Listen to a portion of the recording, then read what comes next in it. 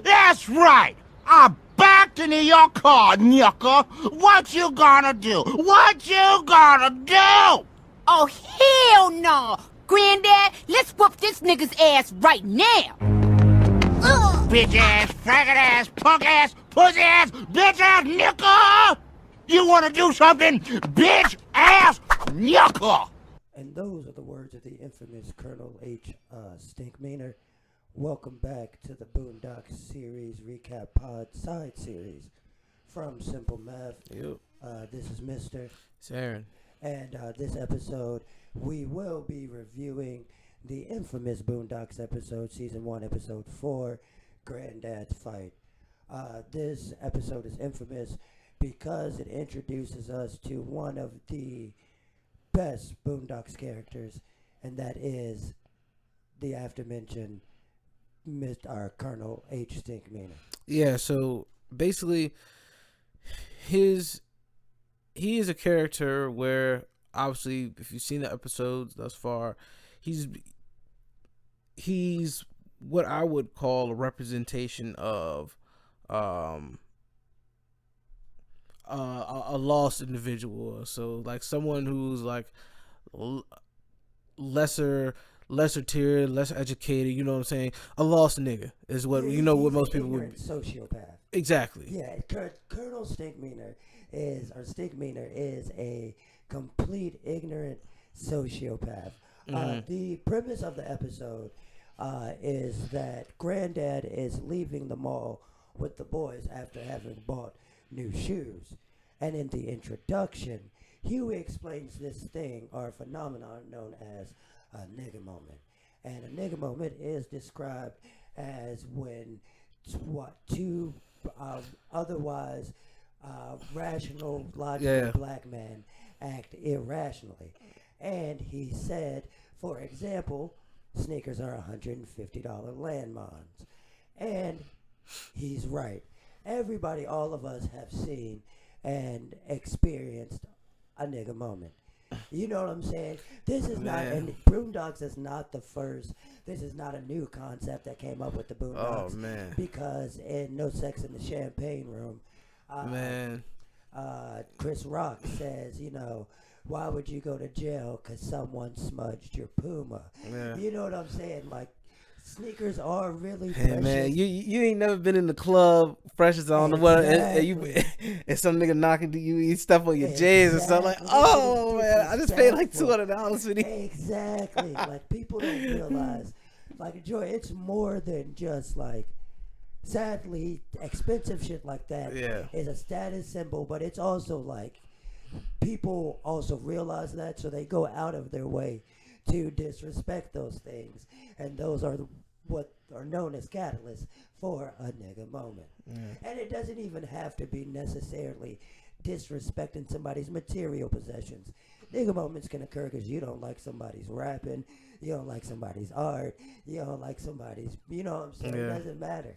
A nigga moment can be sparked over damn near anything. Because even further explained by Huey is that no matter how far you move away from niggas, nigga moments still occur. Yeah, bro, it's just at different levels. It's a thing of pride. Yeah. A nigga moment is just flexing his hubris. Yeah. Honestly, when you break it down, the real definition of a nigga moment are one of the factors of a nigga moment is. And really, I think what it comes down to is like, unfortunately, a large number of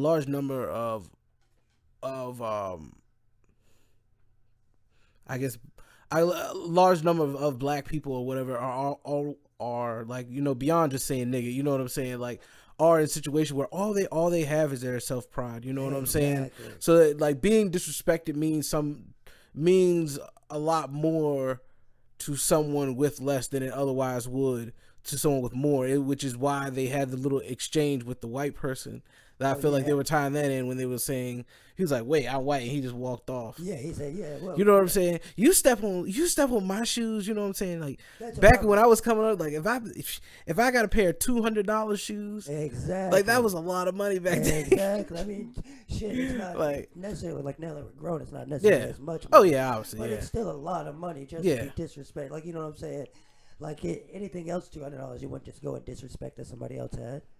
You know what I'm saying? It's a thing of like that too. I feel like black people just feel constantly disrespected. Yeah. That when somebody goes and overtly disrespects them to their face like that, then they feel like they have to do something.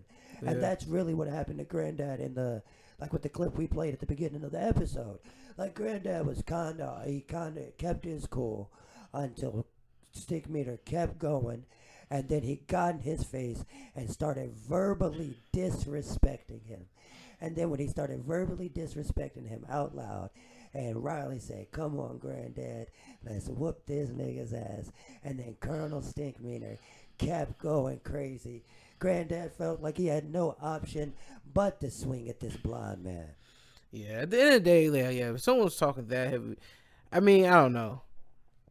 They were some old ass motherfuckers to be getting in fist fights. That's the thing. That was know like what y'all I'm super saying? old. Like someone about to bring a hip either way. Exactly, and I've seen that at Walmart. I've seen two old ass 60-year-plus-year-old men just flexing nuts in the parking lot on each other. Like if both of y'all get in a fight, it's not gonna be nothing nice for either of y'all. You know what I'm saying? Yeah. But I think because I think Huey. That's why I was like. He was kind of indifferent through the episode. I think he felt more like, I know this is wrong, but I know there's no way you can't stop it. Exactly. Yep. Once logic and reasoning has left like it's nothing you can do. You can't stop a nigga moment. You You can't know what I'm stop. saying? He realized that. Yeah. He realized you couldn't stop the quote unquote nigga moment, and that's when I guess that's when he started having the dreams. Like it got hard on him. Like damn, can't even stop this. Like this is about to be fucked up and. You know what I'm saying? Like, this is about to, at first, rather, he thought this is about to be an end game for Granddad. Because logically, he was like, why else could a blonde man have just swiftly whipped Granddad's ass like that? You know what I'm saying? Yeah. Like, Huey being the voice of reason, of course, went with logic first. Of course, this guy has super senses. You know what I'm saying? That's the only semi-logical thing that could be true. That would have led him to whip Granddad's ass that flawlessly. Yeah. You know what I'm saying?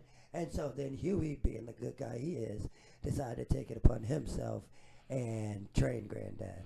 Which shows that, like, sometimes the smart person, that, you know, even if they realize, or maybe even the dumb person, even if somebody once they realize there's no, there's no going back, you might as well go ahead. You know what I'm saying? You ain't finna embarrass me out there. Yeah, exactly. Don't go out there and let the little boys whoop your ass. Exactly. Don't come back here until the boys whoop your ass. Again. Come on, Granddad. We can't be riding back. You got your ass whooped by a blind man. Twice. Again. Like, you can't do it. Exactly. You can't embarrass the whole Freeman clan like that. So, yeah, Huey had to turn up on him. But... Meanwhile, Riley pretty much profited off of the whole exchange, which is another, even though it wasn't as heavily, like, you know, they didn't touch base with that, obviously, because these episodes aren't that long. So, I mean, obviously, within the time frame, it's hard to touch base on everything. But, like, I think it was wild that Riley was profiting off of that. And I think a lot of that happens more than people think. Like, people profiting off the downfall of your own people. Exactly. And yeah, my bad. I didn't mean to. Go ahead. That's what all these blogs do, man. You know what I'm saying? Like, it's more than like it was deeper than profiting just off the violence with each other. It's just profiting off each other and then backhand profiting too. Like, you know what I'm saying? Riley was taking all that money for himself, but who were the entertainment pieces? Stinkmeaner and Granddad. Yeah. You know what I'm saying? Like you said, it's kind of a spotlight on how we're quick to capitalize on each other, whether it's two people fucking lives up for themselves or even two people doing something positive for themselves. Yeah. No matter what, there's always somebody that's going to try and leech from it financially. Yeah. And it's always somebody, usually close to you. You know what I'm saying? Like Riley is Granddad's his grandson. You know what I'm saying? And he's sitting there. He's up there. Nothing is his concern but making sure people come to this fight and that he makes money off this fight. Yeah. That's like his own granddad got his ass whooped, and all he did was joke on him the entire way back home. Yeah. Yeah, pretty much. And it, I mean, like, it happens. It happens. Like, Riley, and once again, Riley's also young and impressionable. Exactly. You know what I'm saying? He sees it somewhere. You know what I'm saying? He saw, like, just like little kid sees wrestling or something on TV. He's like, it's just like the shit now. What's the underground fighting thing we're always Street beef. Street beefs. Yeah, exactly. Like, you know what I'm saying? If you grew up watching that, it's like, well, shoot, they about to fight. I can make some money off of it. That's how it is now. Especially now with social media, you can make money off almost anything. Yeah, it's a you can get people to watch almost anything, which is crazy. People listen to anything. They're listening to us right now. Exactly. That's very true. So it's like, and there's always somebody willing to capitalize on somebody's interest. I mean, it's all capitalism. You know what I'm saying, if anything. But I think more or less exploiting people who are not really gaining anything, if anything, just detrimenting themselves. And you're just kind of socially raping them for $1. It's kind of the commentary there. Yeah. And like I said, it's usually somebody close to you. Yeah. Like, look at the basketball players and the rappers and shit that go broke because somebody's their manager or something like that, but for real, they're just eating all their money up. Yep.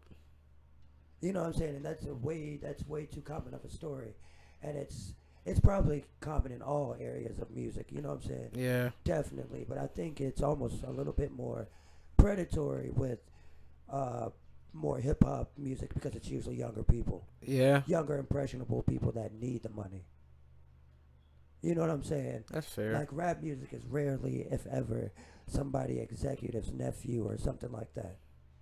That's just some random ass kid from the hood. That's true. So the people going after them, trying to sign them, trying to, you know what I'm saying, to advantage off them, profit off them from the get go, are more predatory than anything else. I mean, like I said, the record business in general is very predatory in that manner. But I feel like to rap music, hip hop, you know what I'm saying, it's more maybe so. A little bit more so.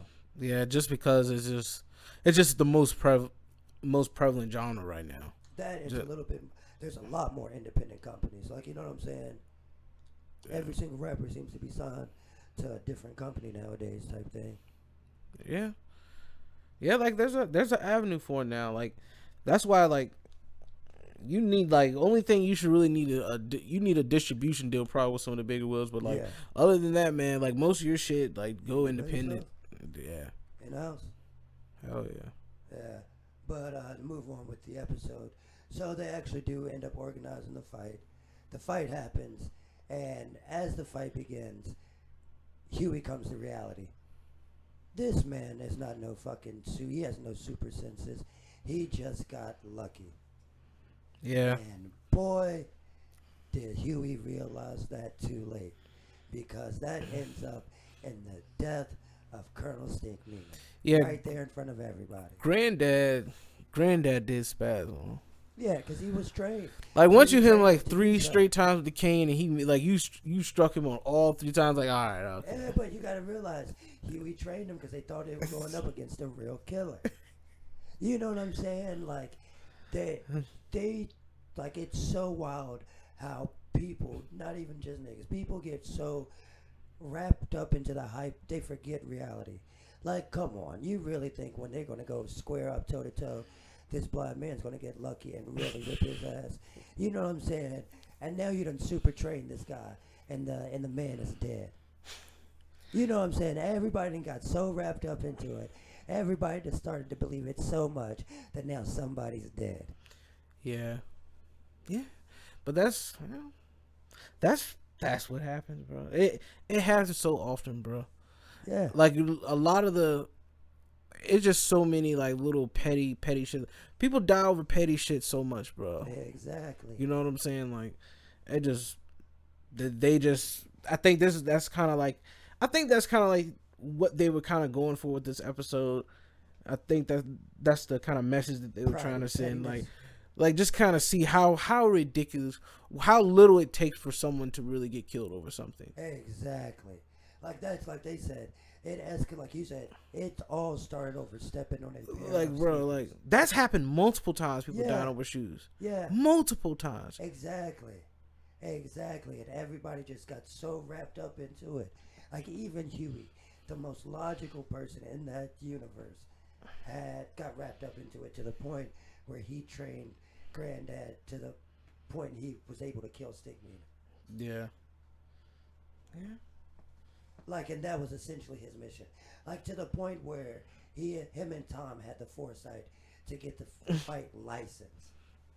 You know what I'm saying? So he was so wrapped up, still logical, but still so wrapped up. He was, you know what I'm saying? He was still willing to let that murder just happen in the streets, like it did happen. Well, shoot. Oh, I guess you can also learn, say if you got beef with someone, if you just get a license, you know what I'm saying? Yeah, Go to exactly. court real quick before you whoop someone's ass. Get that license, you're good to go. You got that much pride and you're willing to whisk it all. Whisk it all. If you're willing to risk it all, go ahead and do that, man. I'll forgive you for that one. Yeah, I'm about to say fuck you. I thought I was good. But nah. My bad. Get it together. I know, right? No, I honestly think that this was like a really good show. That like sometimes motherfuckers just be having too much pride, and like you said, it ends up disastrous over the smallest shit because people just don't walk away. And then in addition to that, people around them egg that shit on until something bad happens. Oh, And then everybody's absolutely. standing around looking fucking Man. stupid after something bad Dare happens. I turn back the clock? Look how many fights happen because niggas go whoop that. Yeah, exactly. Don't let him 4-1. fuck you like that. Exactly. And 4-1. Yeah, all y'all niggas just look stupid. Everybody involved just looks stupid. You know what I'm saying? Like Every goofy. time, bro. That's what I'm saying. Like it's just a hive mentality, cult mentality. I don't know how to explain it. But it's that type of thing that really gets people in the worst situations. Yeah. Is just not really cooling down and thinking shit through and then letting people hype them up and do dumb shit. Yeah. Yeah, you know what I'm saying? That's downfall of a lot of people, whether they realize it or not. Yeah. Unfortunately, I think it has a lot to do with like. Unfortunately, I feel like black people always kind of end up being in this competition against one another. That's very true. I think it kind of has something to do with that too. It's like I feel like I don't know if it's A crab in a barrel mentality? yeah, maybe so. It's just like it's almost like we're so within. You know what I'm saying? We're so within we only see things through, I guess, Our the personal black. We think I think our only worth to the world is being the best black person at what we do sometimes. Yeah, Some, yeah. you know what I'm saying? Like, Yeah. instead of just going out there and just being A great, great you know what I'm person, saying? It yeah. always has to, you know what I'm saying? The first thing we do in line is money start shitting on people, bro. Yeah, exactly. You know what I'm saying? It's that same talent. Like, yeah, that's true, that's true, yeah. Like you said, no matter what it is, it's always a competition. it's always about, you know what I'm saying? Like, I don't know. So it's plenty of room to thrive, you know what I'm saying, without being in competition. Because, like, at the end of the day, you gotta, be for your people. More so now than ever. Yeah, that's very true. You That's know what I'm very, saying? very true. And somebody that wasn't for his people, Riley, ends the episode by starting a riot because once people realize they witnessed a murder, they want no part in it and they want their money back. And so Riley, just like every motherfucker that promises shit they can't deliver, he promises a great fight, all he gives is a murder, they panic. They panic and fuck shit up. And guess what he does? He does what he says is the key to setting anybody off, any niggas off for no reason. And he threw a chair. And he started a complete riot just to distract from the fact that he was the one that bamboozled all these people. Tell you, man. That's what I said. It doesn't take much, bro. Yeah. It just like you ever been in party? All it takes is a motherfucker to like run into you or bump your shoulder the wrong way. Exactly. That's all it takes. Exactly. Yo, watch where you going. Yeah. Exactly. They That's just all it witnessed takes. all that bullshit, and they still round right back up. And I'm telling you, Riley really, like, they're doing shit like that really drives it home. Like, you know what I'm saying? Yeah. Like, it starts with a nigga moment, it ends with a nigga moment. Because everything would maybe be all good at the end if he had not taken all these people's money. You know what I'm saying? And now he done created this big ass moment so he can slip away. And now a bunch of bullshit's about to happen from that. Yeah. It's always a cycle. The violence is always a cycle. The stupidity is always a cycle. And hey, sometimes the best thing you can do is walk away, and that's what you should do, is walk away. Because sometimes that's the most proud thing to do. Because sometimes letting your pride get in the way is disastrous for more than just yourself. Absolutely. You know what I'm saying? Hey, man, preach that good word, man. Yeah, that's all I gotta say. Just to wrap up, I did like Huey still at the end, just saying like he was our brother. You know what I'm saying? Oh yeah. I think that was just a good way to end the episode. Compassion. Just because like someone just acknowledging the fact that someone else's reality isn't yours. Everyone's life is different. Everyone had different circumstances and stuff like that. And understand that, you know, despite the differences, you know what I'm saying, we'll still, you know, consider you, you know what I'm saying, like a brother in some sense. Yeah. At least being black, you know what I'm saying? Exactly. Like, I'm not telling you, you know what I'm saying, like, send roses to your killer's grave, but you know what I'm saying? Like, he empathizes with the life lost. Like, you know what I'm saying? Like, that it was a black man that did. Yeah. He's his life type thing. Because that's a crazy thing. It's just like, especially when like you just hate to see the death of a black person at the hands of another. Yeah, exactly. Yeah, like, it is. Yeah, it's always sad. It's rarely ever is it positive. You know what I'm saying? Yeah. But yeah. So I think we're pretty much clear for the day. Yeah. Thank you guys for sticking with us, listening to Simple Math. Don't let your pride get in the way. R.I.P. Colonel H. Stick Meaner. Mr. Out. And out. Peace.